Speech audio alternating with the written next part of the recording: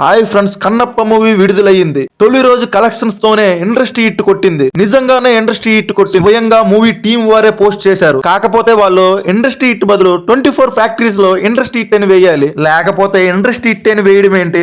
Trolling గురి అవ్వడం. కాకపోతే బేసిక్ గా ఇండస్ట్రీ హిట్ ఎలా వేస్తారు?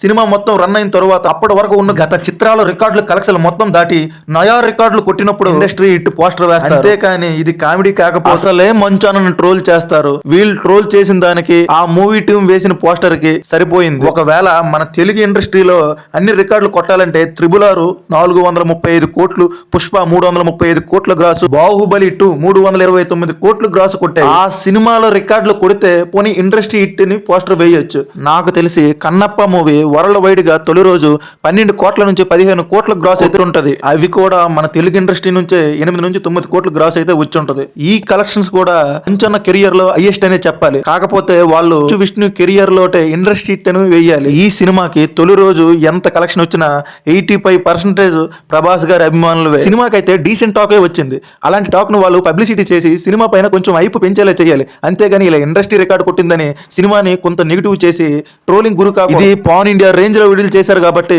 మిగతా ఇండస్ట్రీ నుంచి ఇలా ఈ పోస్టర్ చూసి ఇంకా కమెడియన్స్ లా చూస్తారు. నిజంగానే మన తెలుగు ఇండస్ట్రీ సినిమాకి ఒకవేళ కలెక్షన్స్ వచ్చినా ఇలా మూవీ ఈ పోస్టర్లు చూసి ఇంకా ట్రోల్ చేస్తారు. సో దయచేసి ఇలా ఫేక్ పోస్టర్లు అయితే వేయకండి. ఇలాంటి మరెన్నో ఇంట్రెస్టింగ్ వీడియోస్ కావాలంటే నా ఛానల్కి లైక్ చేయండి, సబ్స్క్రైబ్ చేయండి.